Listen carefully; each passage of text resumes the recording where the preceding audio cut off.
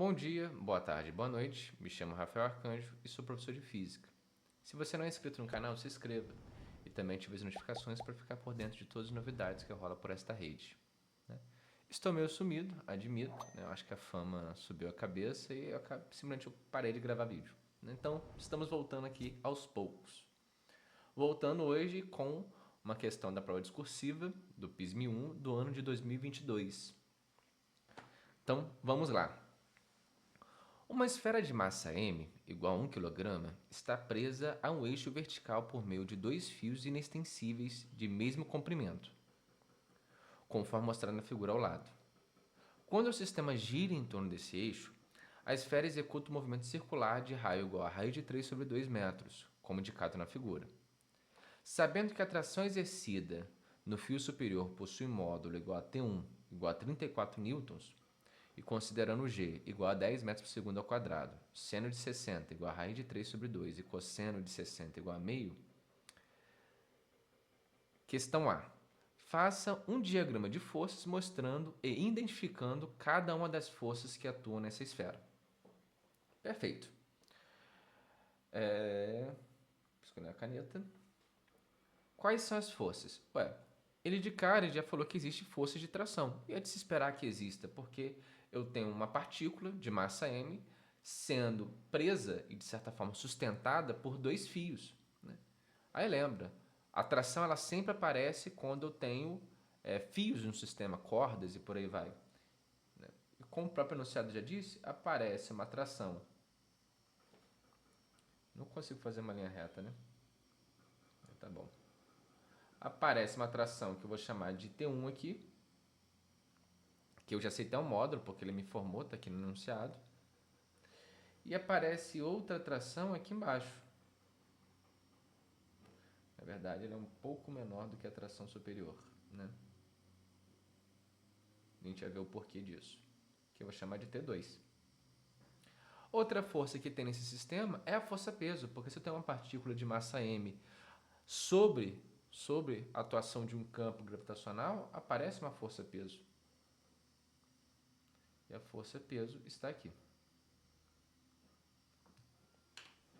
Então, a questão A está respondida. Eu tenho duas forças de tração por conta dos fios que estão sustentando a minha esfera e tenho mais a força-peso por conta de eu ter uma partícula de massa m sobre um campo gravitacional. Né? Então, essa é a questão A. Vamos para a questão B. Calcule o módulo da tração T2 no fio inferior. Então, ele quer essa tração aqui. Beleza. Como que a gente pode pensar? Imagine essa superfície, né, que é o plano aonde esse objeto, essa esfera, ela está rotacionando. Repara, essa esfera, em momento algum, ela vai para cima. E também, em momento algum, ela se movimenta para baixo. Ou seja, essa esfera ela nem sobe o plano e nem desce esse plano. Então, significa que ela não tem velocidade de aceleração no eixo y. Então, a aceleração e a velocidade no eixo y é nula. Se eu falo que a aceleração no eixo y é nula, partindo da segunda lei de Newton, se eu estou falando que a aceleração é nula, logo a força resultante é nula. Então, isso é uma conclusão que a gente chega. A força resultante no eixo y é igual a zero. Porque eu sei que ele não está se movimentando ao longo do eixo y. Aí, beleza. Então, cheguei nessa conclusão que é importantíssima. Mas quais são as forças que estão atuando no eixo y? O que seria o eixo y? É interessante, né? O eixo y eu estou definindo como esse eixo aqui. Esse é o eixo y. Quais são as forças? Eu tenho propriamente o peso, que o peso está inteiramente no eixo y, só que eu tenho outras duas componentes. De quem? As componentes da tração no eixo y. Ou seja, eu vou ter esta componente, que eu posso chamar de T1y e eu vou ter a componente do T2 aqui para baixo, que eu vou chamar de T2y. Então, beleza, eu tenho essas duas componentes. Agora eu posso falar, então, que se a resultante no eixo y é nula, ou seja, se eu somar essas forças vetorialmente, vai me dar zero. Ué, mas a gente repara que, então, eu tenho duas forças para baixo, eu tenho a peso e a componente da tração no eixo y para baixo, as duas para baixo, e eu tenho a componente da tração 1 para cima. Se eu estou falando que essas coisas vão se anular, ou seja, eu sei que T1y, que é a força que está para cima, tem que ser igual a T2y, que é a força que está para baixo, mais o peso, que também está para baixo. Essa relação aqui é o início de tudo. É o início de tudo. Eu saber que a força resultante vai dar zero, ou seja, o meu objeto não está se movimentando ao longo do eixo y, então a força resultante tem que ser nula. Então eu estou fazendo uma igualdade, eu estou falando que a força que está para cima é igual às forças que estão para baixo. Perfeito. Como que eu chego na formulação de T1y e T2y? São forças, são componentes da força T, da tração. Então essas componentes eu consigo achar a partir de relações trigonométricas. Né? E como que eu chego nisso? Eu vou redesenhar aqui um triângulo para a gente ter uma noção disso.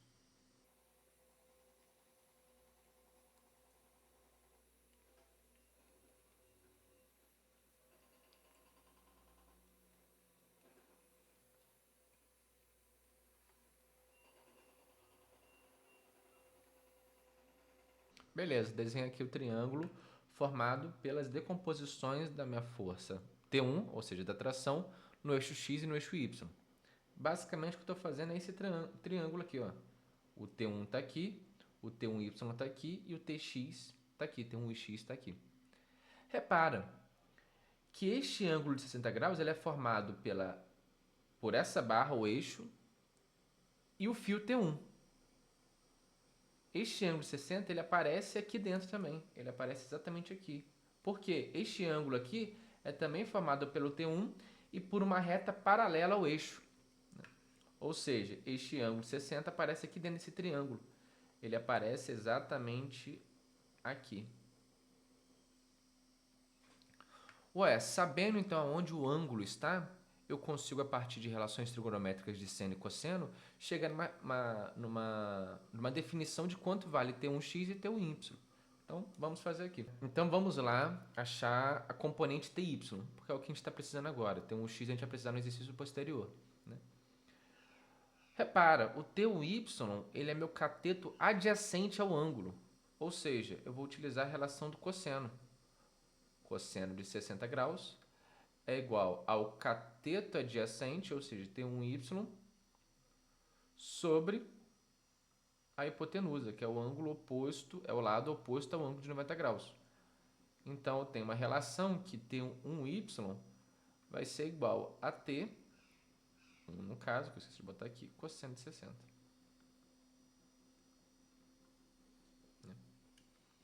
Eu posso fazer a mesma análise para esse triângulo de baixo, ou seja, a decomposição de T2. Por quê? Esse ângulo de 60 está aqui, mas ele também aparece aqui. Né? Então, se eu for desenhar esse triângulo aqui embaixo, farei isso para conseguir ficar mais visual. Vamos lá.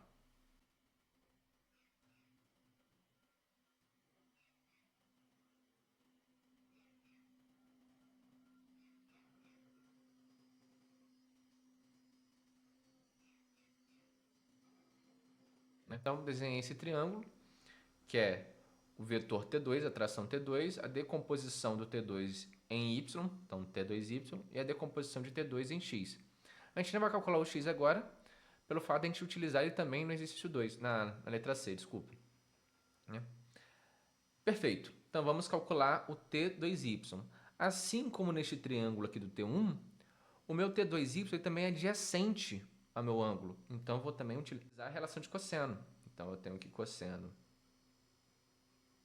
60 graus é igual a T2y, que é o cateto adjacente, sobre hipotenusa. Então, eu tenho que meu T2y vai ser T2, que eu esqueci também aqui, cosseno de 60. Então, conseguimos descobrir tanto T2y quanto T1y. Quais são os valores dele?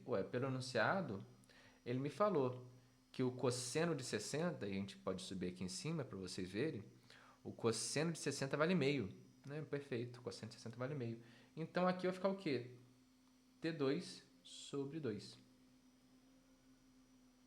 Porque o cosseno de 60 vale meio, então o que eu estou fazendo é só dividindo T2 por 2.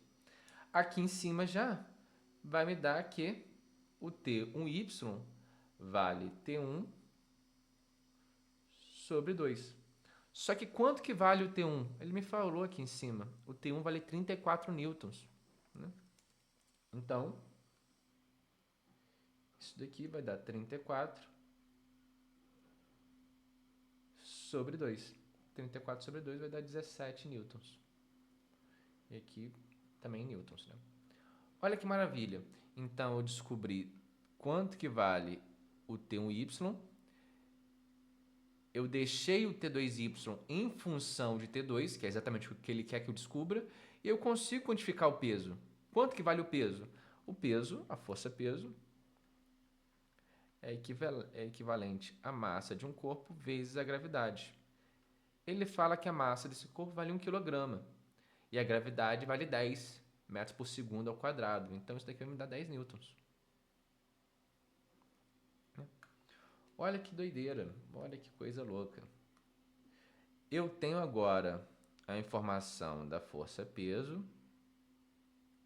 eu tenho informação de quanto vale T2y e eu tenho informação de quanto vale T1y. Então, eu tenho todos esses termos aqui. Então, agora é jogar nessa equação, isolando o T2y, né? Porque é exatamente o que ele quer que eu descubra, e está resolvido. Vamos lá? Fazer aqui embaixo, então.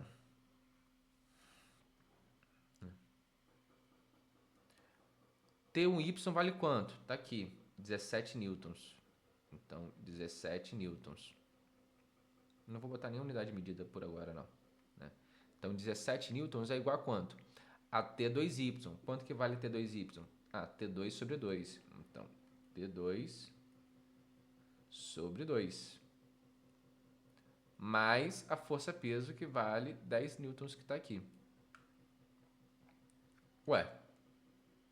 T2 sobre 2 mais 10 newtons. Eu posso pegar esse 10 newtons que está somando aqui e passar para o outro lado subtraindo. Então, vai ficar o quê? T2 sobre 2 é igual a 17 menos 10. Ou seja, T2 é igual a 7. Só que eu tenho esse 2 dividindo aqui, eu vou passar ele de multiplicando direto. Então, T2 vai ser igual a 14 newtons. A 14 newtons. Então, significa que essa força T1 vale 34 newtons. Essa força T1 vale 34 newtons, enquanto essa força T2, que a gente acabou de descobrir, vale 14 newtons. Vale 14 newtons. Então, repara, é uma questãozinha chata? Sim, porque mexe com duas decomposições de vetores e não sei o que lá, mas você vê que é puramente algébrico. É puramente algébrico. Depois que eu consigo orientar o raciocínio, o que eu vou fazer, quais são as decomposições que eu vou utilizar, você vê que fica puramente matemático, é calcular, né? Calcular. Perfeito? Então, tá aqui a resolução. Ficou um pouco bagunçado esse quadro aqui, mas nada fora do comum, né? Vamos lá, então, para a questão... Cadê? Pela questão C. Vamos lá para a questão C. E antes que eu me esqueça, né, para não perder o costume, novamente, se você não é inscrito no canal, se inscreva, ative os sininhos, isso ajuda bastante o canal. E é isso, eu espero muito que eu tenha ajudado vocês, que eu esteja ajudando. E qualquer dúvida, só mandar aí nos comentários, beleza? Vamos lá, questão C. Calcule o módulo da velocidade v com o qual a esfera gira em torno do eixo vertical. Então, calcule o módulo da velocidade v com o qual a esfera gira em torno do eixo vertical. Beleza. Eu sei realmente que essa esfera aqui, ela está rotacionando em torno desse eixo. No sentido aqui de quem observa de cima, no sentido superior, eu sei que ela está girando no sentido anti-horário. Está apontando por essa setinha aqui, simbolizado por essa setinha. Perfeito. Como que eu vou conseguir chegar nessa situação? De eu conseguir calcular a velocidade no qual ela rotaciona. Quando eu estava resolvendo esse exercício, eu pensei assim, pô, na hora vem na minha cabeça associar a aceleração centrípeta. Mas por quê? E como? Né? Porque a única forma de eu conseguir associar uma velocidade assim, que veio espontaneamente na minha cabeça foi com a aceleração centrípeta. Aí vamos lá. Se vocês não recordam, a aceleração centrípeta ela é dada por v ao quadrado sobre o raio. A informação do raio eu tenho. A informação do raio eu tenho. Ele me deu. Vale raiz de 3 sobre 2. A aceleração centrípeta eu consigo obter pelo fato de que a aceleração centrípeta ela é dada pela a partir, né, das forças que apontam para o centro da minha circunferência. A partir da força centrípeta, da força resultante centrípeta. Então eu consigo chegar numa relação também para a aceleração centrípeta. Né? Então eu vou ficar só em dependência da velocidade, que é exatamente a incógnita dessa questão. Correto. Mas e aí? De onde eu começo? Ué, se eu estou falando que existe uma força resultante centrípeta, ou seja, uma força que aponta para o centro de curvatura do meu movimento, centro de rotação, a gente cai exatamente no que eu estava falando na questão B. Né? A gente vai usar exatamente as decomposições na direção X. Ou seja, na anterior a gente utilizou a decomposição em relação ao eixo Y. Agora a gente vai utilizar a decomposição em relação ao eixo X.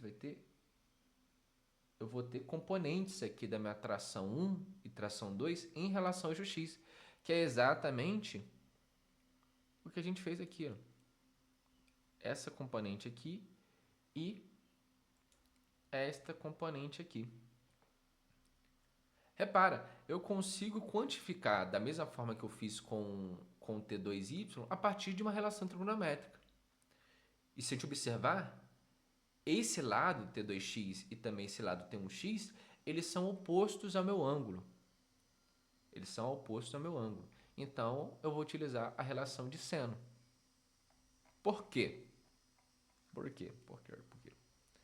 Lembra lá que seno de um ângulo é igual ao quê? Ao cateto oposto, que neste caso vai ser o T2x, sobre hipotenusa. De modo que eu tenho que o T2x vale T2, que eu sempre esqueço de botar, seno de 60.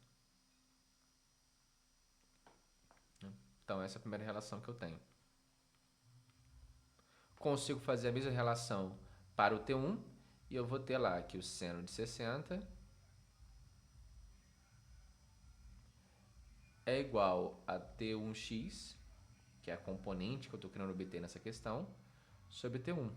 De modo que eu tenho que T1x vale T1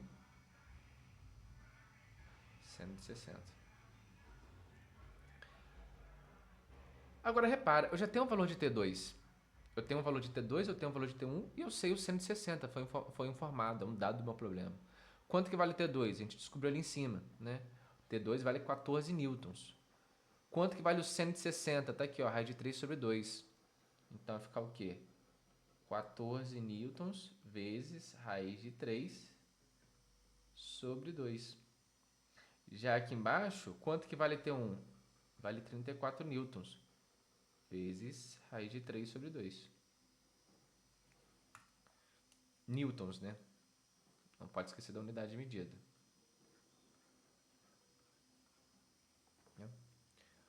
Correto. Então, eu descobri as forças que apontam para o centro de curvatura. Ou seja, essas duas apontam para o centro de curvatura. Então, significa que a força resultante centrípeta vai ser a soma das duas? Sim, né? Realmente.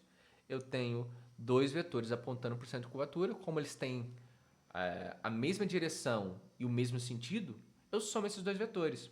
Ou seja, a força resultante centrípeta vai ser 14 raiz de 3 sobre 2 mais 34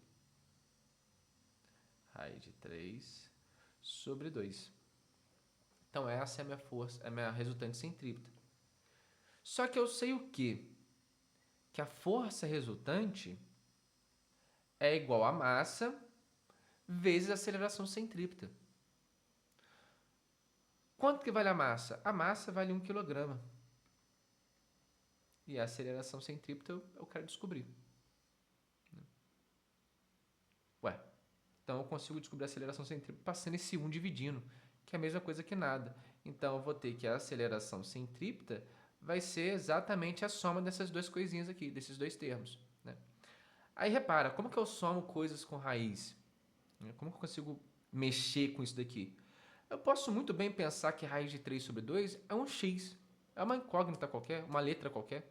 Repara, porque ele repete tanto aqui nesse termo quanto nesse termo. Então eu tenho que fazer uma soma normal, né? 14x mais 34x. Né? 14x mais 34, 4 mais 4, 8. 3 com mais 1, 4. Então me dá 48 raiz de 3 sobre 2. Essa é a minha aceleração centrípeta. Né? Só que uma aceleração centrípeta ela vale o quê? Aqui, ó. Definição do que é aceleração centrípeta. V ao quadrado sobre R. Então isto vale V ao quadrado, que é a informação que eu quero obter, sobre R. Quanto que vale o R mesmo? Tá aqui, ó. Cadê? O raio dessa equivalência vale 3, raiz de 3 sobre 2. Vocês viram que tem uma coisa bonita se formando aqui, né? Raiz de 3 sobre 2. Eu vou até mudar de cor, porque às vezes eu acho que fica muito... A mesma cor assim me incomoda, né? Acho o coloridinho mais bonito. Olha que doideira, né? Então eu tenho aqui este termo.